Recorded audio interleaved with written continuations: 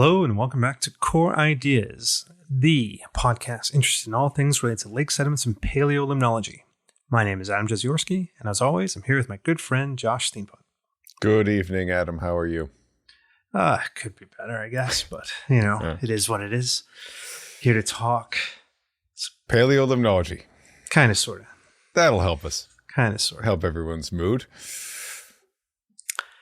But moving on, we're on to something new. Yeah, Odd Couplets has been put to bed, and we're kind of in a bit of a interregnum here. Mm-hmm. Maybe a couple of odds and ends over the next little while. Maybe the next year, based on the episode release schedule. Yep. And the reason for that is we are going to have a discussion today that really doesn't fit into any broader arc.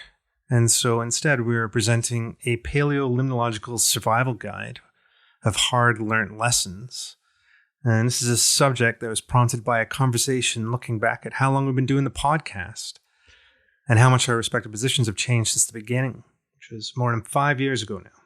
Yeah, exactly. We aren't doing the annual updates or the, what is this, episode 61? Any sort of regular numerical updates, but it has been a long time in retrospect. And where we are in the world has changed a little bit over that time, and it's always a good reason to have a little bit of hindsight, as we know in paleolimnology. Exactly. I've not been a practicing paleolimnologist for quite a while now, and so then it's like, just in case some of this info has a shelf life, maybe record it for posterity. I don't think it really has a shelf life. There's nothing too groundbreaking here.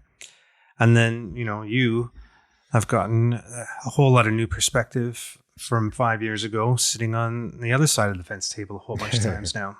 Yep, for sure. Yeah, been doing it full-time assistant professor thing for a few years, and a lot of things will be kind of re-analysis of same kind of ideas, but I think a few new ideas have come into mind on the Paleolimnological Survival Guide.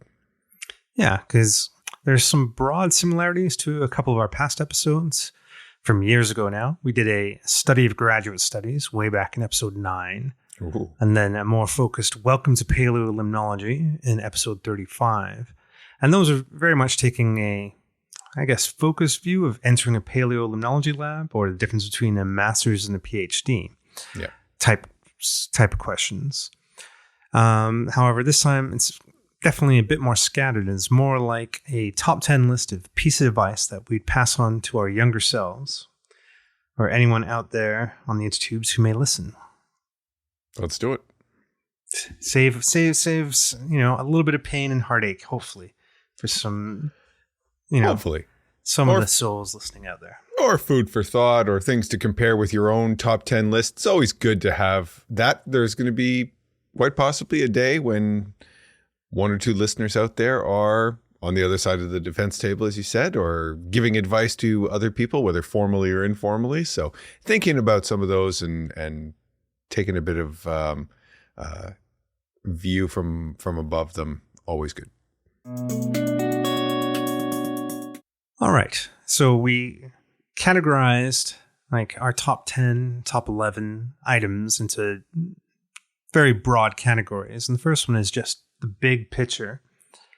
And we begin with the reference to Hitchhiker's Guide to the Galaxy with our number one piece of advice that I would pass on to anybody is don't panic. And bring a towel. And don't forget a towel.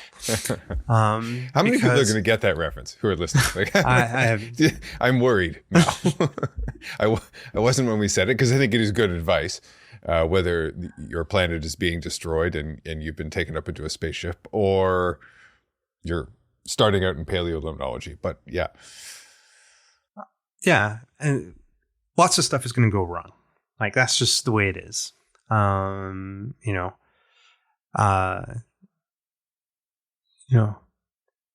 The plan is the plan until you actually start to implement the plan, and then all of a sudden you're reacting to events. But the key thing to keep in mind at all times, it's a very low chance that you encounter a problem or some sort of other upsetting item in your grad studies, in your lab work, in your field work, in your writing, in your statistical analysis, that is A, insurmountable, and B, hasn't been encountered by somebody before you. Yeah. Everything more or less that you're likely to come up against has happened to somebody in the past. Yeah. There's going to be some novel situations out there, but the vast number of people throwing their hands up while working on a paleolimnology grad project or trying to sample a lake, the problems that you will run into are not going to be that novel. There True. are solutions out there. And it doesn't mean that they won't be real problems. No, they won't be, real concerning and real anxiety inducing and in the moment will feel and be real challenges. And not only that, I think it's probably safe to say you will encounter those challenges and those concerns and those anxieties. It's part of research. It's part of graduate studies. It's part of learning more broadly. But if you can keep in mind that the idea that these are not likely to be the first time these problems have occurred, and other people with the support that they need, which kind of links into some of the other ones, but also just with thought about it and taking that moment to pause and get your head about you and not panic, we're able to overcome them, and most likely you will be able to as well. Exactly. Yeah. No, I think that's that's the place you must start, because it kind of is the, as you say, big picture. It's the one that sort of sits over top of all of the other things that are likely to come up in your graduate work. Take a moment, pause, think about the problem, think about how it's manifest and how it could be navigated, and then make that plan and execute it, and you'll be on your way. Yeah, I think a large element of this is that I think in grad school, it's the first time a lot of people experience the whole idea of the buck stops here on some level. And that, you're on your own, your research project is your research project. You will make, you'll have guidance, but, a lot of decisions, have to come from the person whose thesis it is. In field work, you're on a mission to get a particular sediment core from a particular lake. And, you're not out there alone very often, be like you and another graduate student or you in a field assistant or something. But at some point, you have to be the shot caller. And that can be scary. And even more than that, I think for some people, it is the first time that you really are challenged by the unknown, where you are really up against problems and timelines and just the need for your own motivation to be the driver of new information. You're not just learning something that's been a textbook. You are generating new information, even if it's of a fairly limited scope. And some people have a real problem adapting to that. Sometimes even, and I would say this is something I've observed in the fairly recent past, sometimes the very best students have a hard time adapting to that, because it is, these are challenges that they may not have had to face in the past because they were highly successful and didn't really have these roadblocks along the way. So don't panic. Don't panic. You'll get through it. Keep working hard. Bring your towel and you'll be all right. Number 2, talk to people. This kind of dovetails into number 1 in a big way, because this is where some of the solutions to the anxiety-inducing problems will come from. But whether those people are your immediate colleagues, your mentors, others, one piece of advice I got very early on that has stuck with me for a very long time is that ideas are cheap. And, in terms of picking people's brains to address problems, it's very easy to throw out an idea. The time is in the execution. I think my master supervisor said once upon a time, I have 10 ideas before I finish my breakfast every day, but I only have enough time to execute 1 or 2 of those per year. Sure. So don't be too precious about them. Well, we can't all be Norm, and I think probably Norm has more ideas than most. But if you had two even before breakfast, that's still impossible to get those all done. But more to the point, this is, I think, really links into, especially if you're a grad student, if you're running your own lab, then it might be a little bit different in some ways. But the colleagues, the mentors, the people you meet, the staff that you work with, all are potential sources of inspiration, of assistance, of solutions, of motivation, all of those aspects of the things that you need that may be more big picture around your work, and they may be the solution to very specific problems. It may be that you need to analyze data of a certain type, and you're not quite sure how best to do that. Well, there are people who have done that, and you can talk to them and get that expertise, and at least start to think about what mechanisms for moving forward you potentially could try. Because I think it's a really also important point is that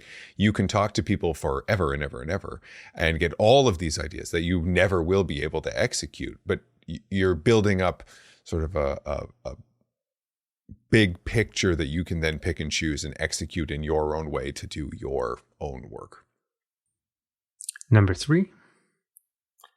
This is one that I guess I struggled with a little bit for a while, and this is very graduate student focused, is recognizing as early as possible the importance of conferences. And, I used them early on largely as milestones to, like collect the thoughts, present a thing, check the box, and move on. And it took me a little while into my PhD, I think, before I'm like, no. There's a lot more going on to conferences than just your presentation or your poster. There's like a broader suite of people whose brains can be mined for information, Sure. Making contacts for future collaborations and positions. And there's a whole networking aspect to it early on that I neglected. And they're absolutely worth going to, even if you stress a huge amount about presenting, unless it's totally worth it. Absolutely. I've just come back from the Society of Canadian Aquatic Sciences meeting. Well, it's a couple weeks ago now, and by the time this comes out, it'll be months. But conferences are exhausting.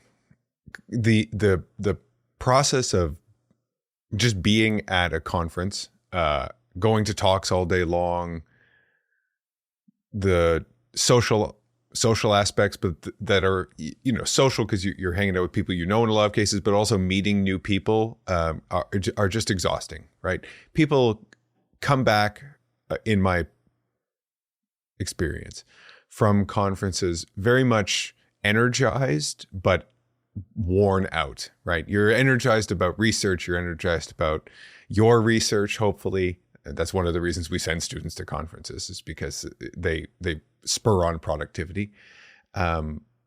You've hopefully worked on that network. I think the networking might be the most important part of conferences, in my opinion. Presenting and learning to present is critical, but the network you build is you'll remember longer, hopefully, after the meeting than how well or not well you thought your talk went. But for some people, that's incredibly challenging. People who are just naturally a little bit more introverted. Others find that quite energizing. But either way, it's still quite a lot. And that's totally okay to recognize that you're completely burned out at the end of a conference. But I think you're right. There is a huge amount of value to them for all sorts of different reasons. And thinking about them in advance and what you want to get out of a meeting will allow you, hopefully, to get the most when you're there. Yeah. Because I definitely think at the very beginning, I had the feeling that almost I was being sent to my first conference. And I was like, do I even want to go? But I didn't recognize it for the opportunity that it was. And it took going through the process a bunch of times for me to realize, no. I'm not being sent to a conference. I'm getting to go to a conference. And that's a really important distinction. Yeah. And it might take a while to get that, because a lot of times I suspect, and we can move on from this, or this is going to be a long list. But I think this is important. I think people have a tendency early on in conferences to be very focused on their own presentation and doing well at that, because you want to do well. You want to put a good show forward for yourself, for your lab, for your supervisors, for everyone. But then don't get a lot out of the research of other people because they're so focused on practicing their own talk. And then don't take those tangible extra things that occur during the coffee break and the banquet and the mixer and the walk just to lunch, wherever that might be. Yeah, I think I was blown away the first time I realized that someone was not just practicing their talk shortly before it was time to give it, that they were actually developing their talk last minute. That person was experienced professional. It's like, whoa, I just went through this. I think that's 35 minutes. I got to get it down to 20. We have one of those grad students. Great talks in the end. All right. Number 4. So moving from big picture stuff to more lab related type kinds of points here. And this is related to dating. And I guess the Coles notes of dating are sometimes enough.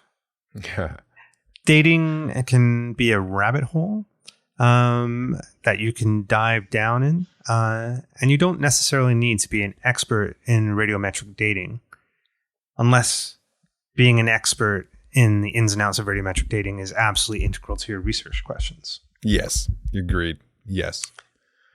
Yeah, if you are not doing a thesis that's based on dating and you're trying to work out the algorithms that are used to calculate dates and error and sedimentation rate based on these different models, and you're deep into the code of it, you might have gone a bit far for what your purpose is. Why are you using that? Why are you doing that is the question. Yeah. And we've seen this many times. We've done it ourselves. And there's an element ourselves. of a fear of being asked questions at your defense. So you need to keep in mind that you may just need to be able to justify why you made the decisions that you made. And that is not the same as being able to reproduce the various algorithms by hand on a blackboard with no aids. There's a big distinction between those 2 points. Yeah, and by all means, if you're interested, go to town. Knowing more about it isn't going to be harmful. But if it's something that you are so focused on that you're neglecting other things you could be working on because you fear being tricked in a defense about the basics or the details rather of the different models of dating, I think you can not be so worried about that. Yeah. And this can dovetail into episode 1. I've seen some people panic about their lack of dating understanding in the home stretch. It's one of the most prevalent holes people feel they have in their paleolimnological encyclopedia, but that also extends to many of the faculty. I mean, none of us are experts in this per se. Some are not, and it's still useful as long as you understand the application of it at a level sufficient for the work you're doing. I think you're in a good spot. Yeah. Number 5 is being able to answer the question, how much data is required? This is another one we've done a whole episode on a while ago. Yeah. I don't remember the episode number off the top of my head. But the sweet spot can be very tricky to find in terms of counting too much versus too little. So, Josh, you can speak specifically to 16 cores. Well, I can tell you chapter. What's too much is trying to include 16 down cores in one chapter or one paper. I don't know what is too little, but I know what too much is in that sense. Actually, I have a fairly good idea what too little is. Yeah. But jokes aside, Some people really enjoy microscopy. Some people really enjoy fieldwork. So they collect a course, and there's a tendency to want to just keep going and going and going. And sometimes more data don't make for a more complete understanding. Sometimes oftentimes you're going to introduce more variation, which is going to cause more complexity in the story and more nuance, and that can be good, or that can be really detrimental depending on the question you're answering. So really it has to go down to the questions that are key. And so the question, especially, and everyone's individual, and I found my time I would do my microscopy work in blocks, and when I was done, and getting back into the microscopy rhythm was hard. In terms of, I wouldn't be able to just pop on for another hour to bang out another slide. It was a case of getting into a mindset and powering through a big block of them.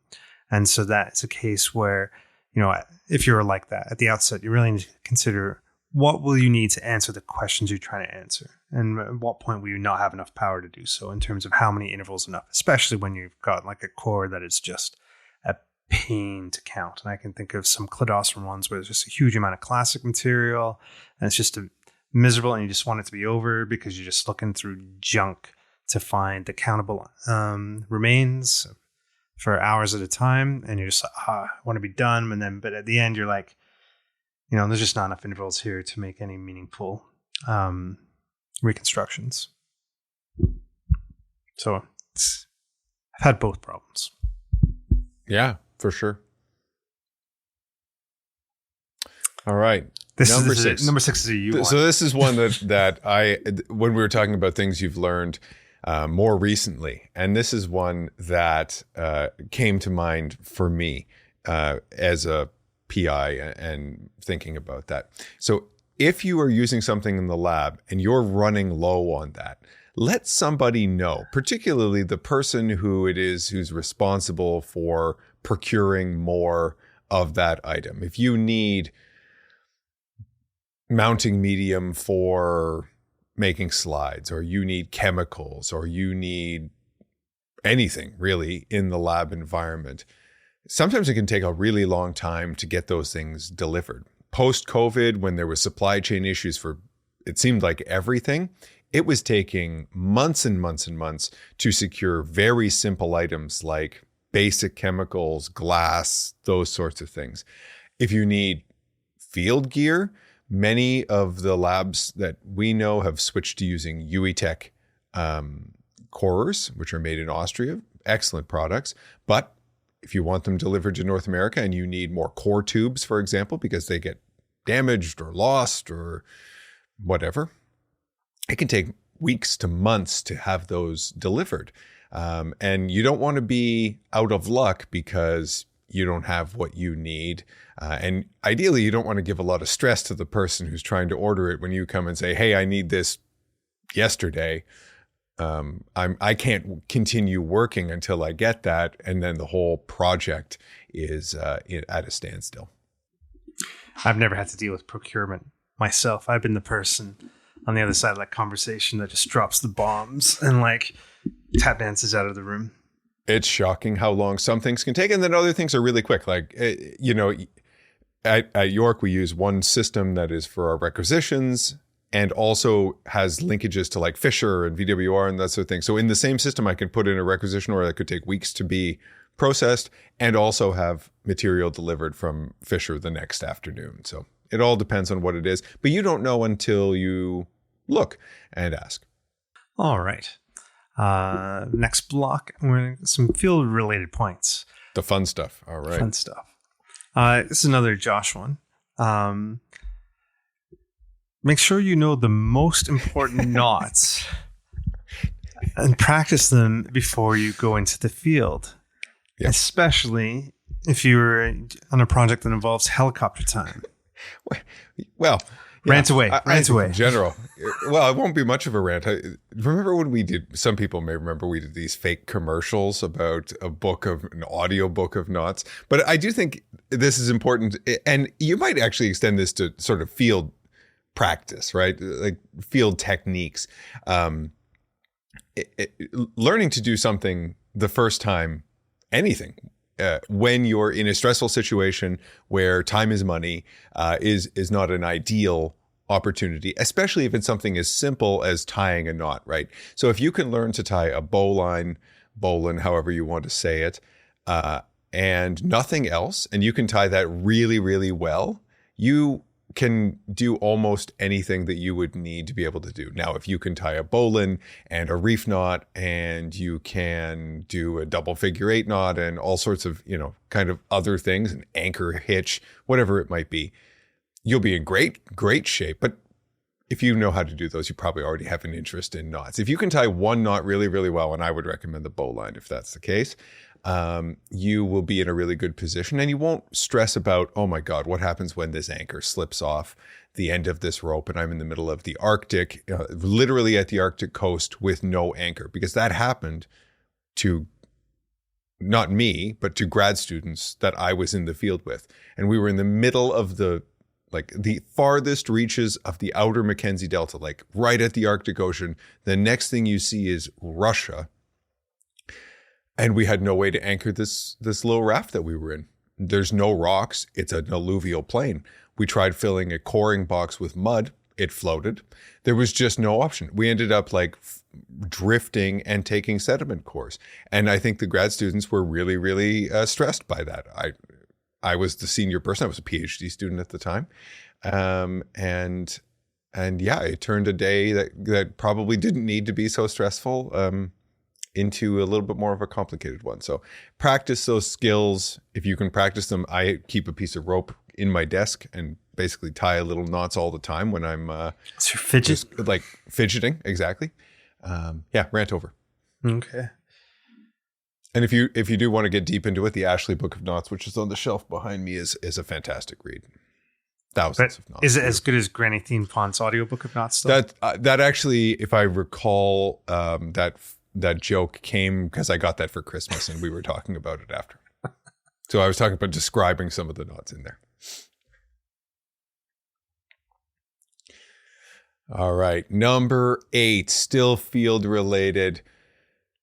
Keep an open mind, but as it comes to having to make on the fly repairs to things, because it is going to happen that you will break things, you will forget things back at home, and you'll be in a remote location. And it doesn't have to be the Arctic. Remote is remote. If you need a messenger, for example, for a sediment core or a Van Doren sampler or something like that, keep an open mind, because you can fashion a lot of stuff MacGyver style from the things you find at Canadian Tire.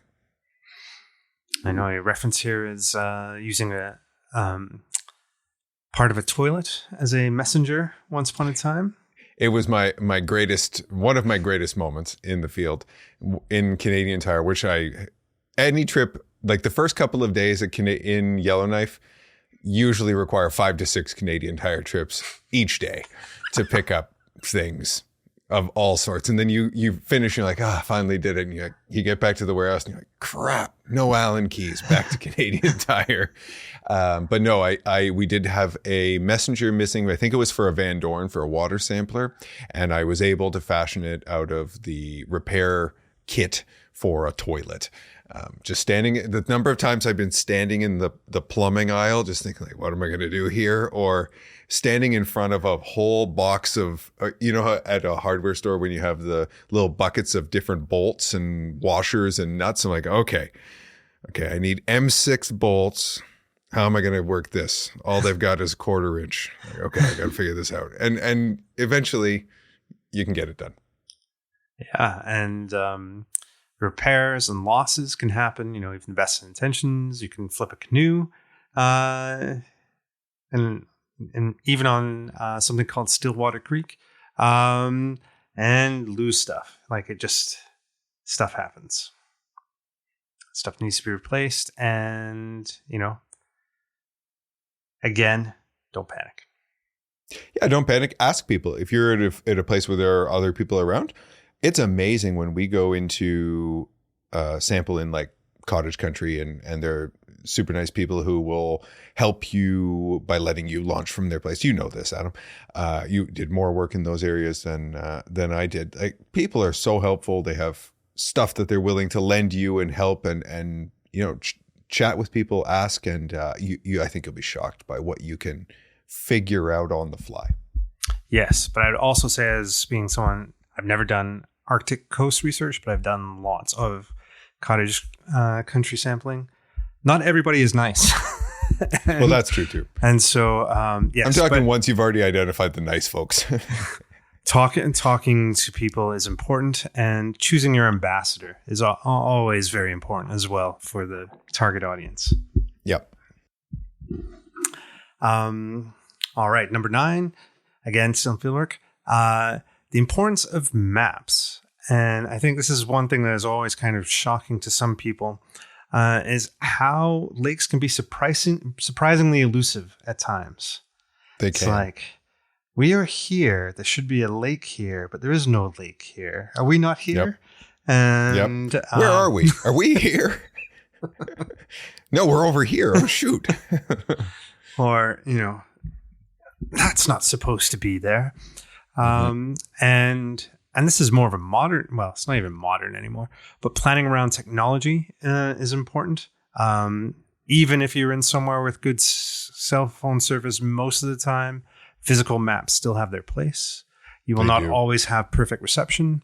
Even if you've got like a pretty fancy GPS unit that includes all sort of topography, they usually have fairly small screens and don't lend themselves to, navigation by car.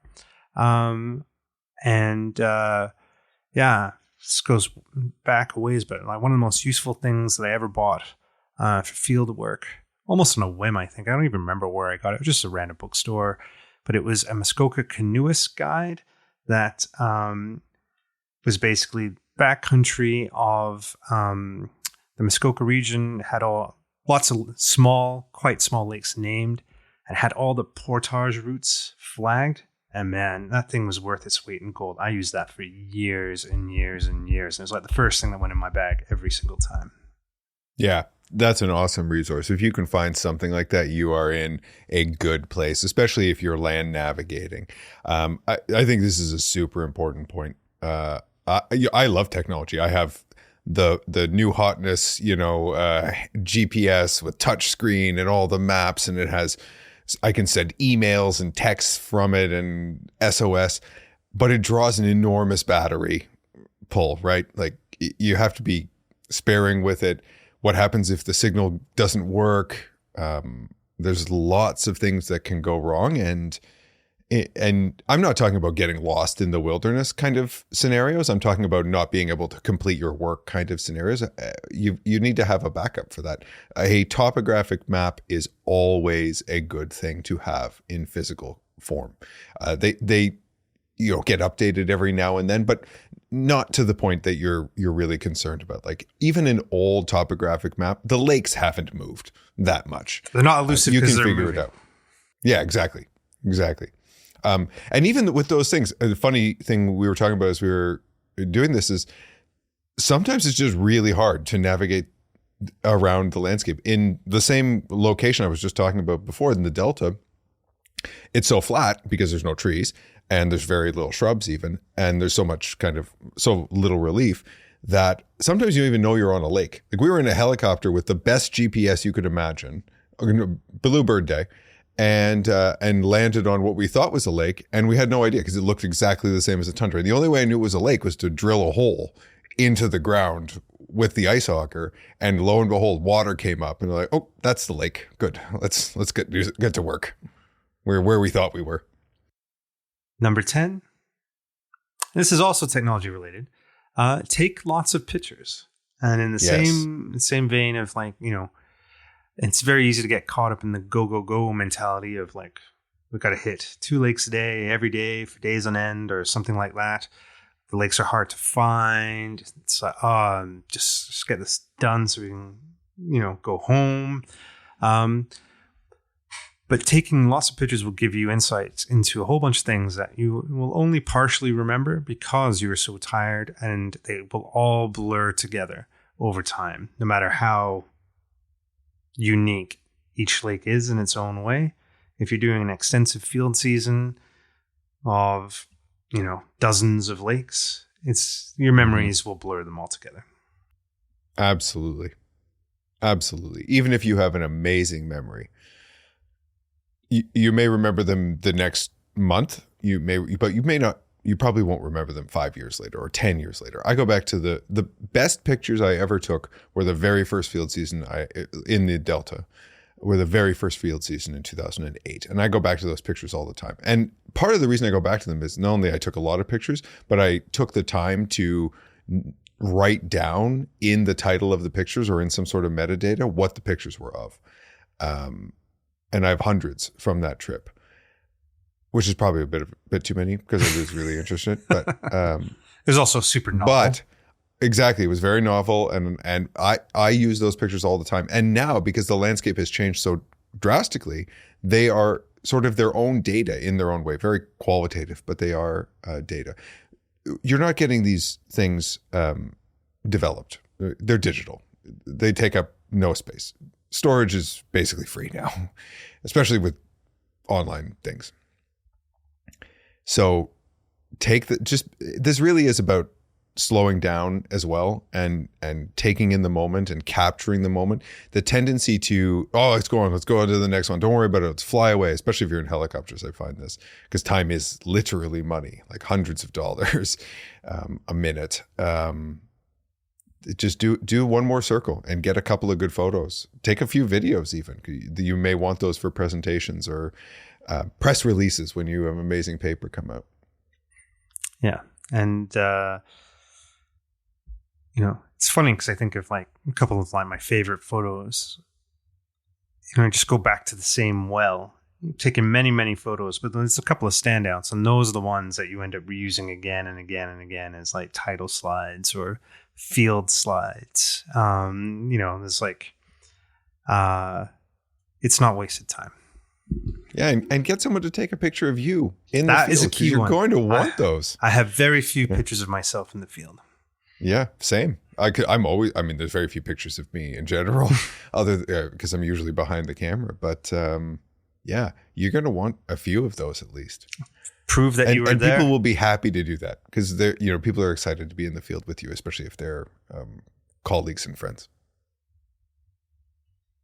All right, that was 10, but we did have one bonus in our list. The bonus advice rant. I've been looking at my waveform of my files. I'm getting louder and louder and louder as I go through these. I'm getting excited by all these pieces of advice. So try and keep this one at a low volume. Well, this one is like a very low key one, but it's don't neglect the basics. And this is a very field focused. Extra socks, food, water bottles, and coffee. Bring your coffee cup. Coffee. This is especially true for those who don't typically spend a lot of time in the outdoors for fun. And not everyone goes into paleolimnology is a super experienced canoeist or hiker, and sometimes their first field season is the first time they've ever really done anything like that. And that's totally fine. And very normal. That is an amazing gateway to what could be potentially a life of outdoor pursuits. So you may determine that you absolutely love hiking and being outside and being on the water. And that would be if that was the only thing you took away from your graduate or training experience, that would be amazing. But one of the ways you're going to make it suck and not be that is to have wet feet, be hungry and thirsty. So take the time, bring those essentials, enjoy yourself, pack that day bag. Don't be so concerned about getting your field gear all prepped and squared away and then forget to bring granola bars or whatever your snack du jour is, because you will want those out there and you will want way more food than you actually think you'll need. You want way more food than you think you need. And if you're eventually like leading field seasons, few things will go over well to boost morale after a tough day then. Oh, by the way, I brought some homemade banana bread with me that I've been saving for a couple of days, kind of thing, for a low point day or something like that. Like the little pleasures go a long way when you're cold, wet, and tired. Yeah, if there was one thing that I would criticize my former self for, it was this problem. I have a tendency to get very focused on the task at hand. And I also am one of those people that can go all day without eating with no trouble. And it doesn't bother me. I'll just, be ravenous at dinner, but that's okay. And I probably, maybe not intentionally, but through my own actions, pushed people a little too hard, because I would be go, go, go, go, go. I would not stop. I would consider myself, certainly grad student Josh would have been pretty tireless in the field. Because I just loved it and it was sort of my nature. And I think I probably pushed some people a little too hard. In hindsight.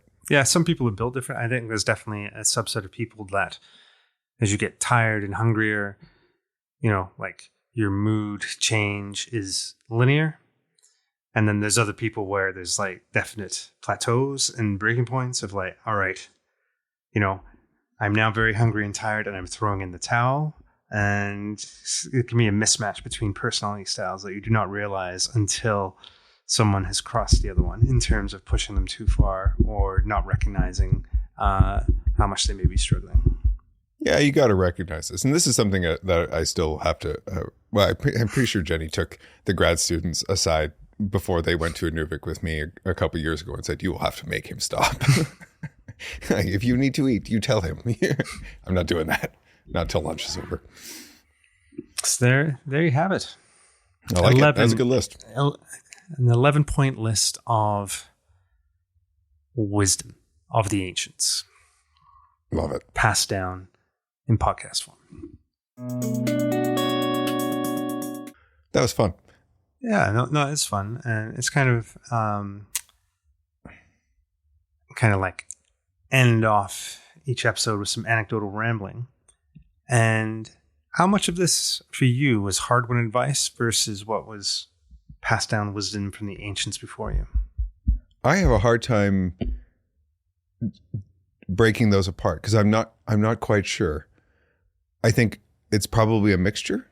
I don't want to relitigate each of the points. Probably some of them are things that I've discovered myself.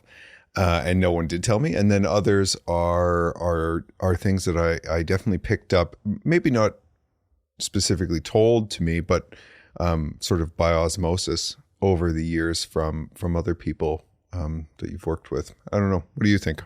I think this is a mix. People tell you not to panic and then you panic anyway, which is one thing. But I think the one of course. You're going to panic. Everyone's going to panic. Yeah. It's just like a relief of you don't need to worry. But I think the one that jumped out the most to me of being hard won, and I was probably told this in advance and just disregarded the advice that was passed down to me, would be the dating one. We dived headfirst into dating. Oh, so deep into it. And we did it together. Every week. And took it upon ourselves to recreate a Fortran program in R without knowing anything about Fortran or R at the outset. You did most of that. To be very, very fair, I was the coding part was certainly not my work. And so I could definitely have shaved a month or two off my defense date if it hadn't been for that side project. Sure. Yeah. I think a fair number of them I figured out along the way. I did end up doing a lot, especially since fieldwork kind of dominates a number of them. I ended up doing a lot of fieldwork kind of not by myself, but without sort of, I don't want to use the word superiors, but without mentors in the field.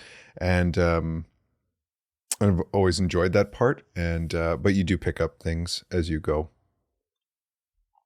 And I actually do think what we started with, that there have been a number of them that have changed in the last, not 3 years, but in the more senior parts of your role in the process that you see sort of at this level, because you get to see a lot of other examples of people doing their work, and that gets you to sort of just a little bit more examples to compare and see what works and what maybe could have benefited others. Yeah. And I think it's interesting reflecting how much of this was covered repeatedly in the annual Pearl orientation at the beginning. And I don't know if your lab group is yet big enough that you do something equivalent, but I always thought that was an interesting, at the beginning every September, John would basically set everyone up and give a lot of this advice to brand new people on like their effectively first day. And a lot of it entirely went over heads, including my own, the first couple of times. And that's just the nature of the beast. It is. And you probably don't remember it the first time, and maybe you take away a few snippets. You're probably writing more notes than you do later. But the second time and the third time, and for some people, the fifth time, 15th time, you do 15th time, whatever it is, exactly. You probably take a bit of it to heart. And so we don't do one of those. Jenny and I talk about it all the time as something that would be of value. It's hard to squeeze in sometimes, especially at a commuter school. But no, there is definitely some of that institutional knowledge where the institution is John Small. And the senior students in a bigger group. Yeah, for sure. Yeah, they're on the ground doing it. But it's just like, it got me reflecting on the role of our own mentors, going back and, hearing myself say things that I was told and didn't pay enough attention to when I first heard them. And it's like, it's an element of becoming your dad. Oh, there's so much of that. But I think that's kind of fun. Yeah, I mean, it's just part of getting older anyway. Now we're getting a little philosophical, but many of the students are going to go on to have their labs. People that we were sort of senior people around, they have labs now, and you may have been in the field with them, and if not our students, hopefully down the road we'll have that opportunity. And if they remember a couple of them or at least some of the takeaways, then that could be, or how to tie a bow hopefully line. Good. How to tie a bow line. That's all. That's number one. Number one. If you can do it with your eyes closed or behind your back, you are in good stead. It's more important than dating. I think so. All right, I think that's a good place to close it out. Let's do it. Yep. It was fun. But once again, thank you for listening to Core Ideas, the Paleolimnology podcast. If you have a question or a comment or a suggestion for a future show, please send us a note. The email address is coreideaspodcast@gmail.com. Where are we on the social media world right now, Adam? We have Mastodon handle, Core Ideas Paleo at mastodon.social. There's a Blue Sky version of that you can follow and get the information at the same time. Yeah, we posted to Mastodon and it's mirrored on Blue Sky. And I think now if you you can just see it on Blue Sky, but I think you can actually respond and talk between Blue Sky and Mastodon. We're not creating another account. Adam does the social media here. No, I've got enough. Alternatively, find us. We're out there. You can find us. An archive of our past episodes and show notes is maintained on our website at, what is it? It's not showing up right. coreideas.ajaziorsky.ca. Oh, you know it. The link is listed in our Mastodon bio. If you're so inclined, give us a rating, subscribe wherever you get your favorite podcast. We love those 5-star ratings and comments, but to be honest, we don't get a whole lot of them. We are still doing this just for fun. And what fun it is. And that's it for today. And we'll be back soon-ish to explore more of random paleolimnological topics, sticking, as always, to our ethos of pure knowledge without the economy.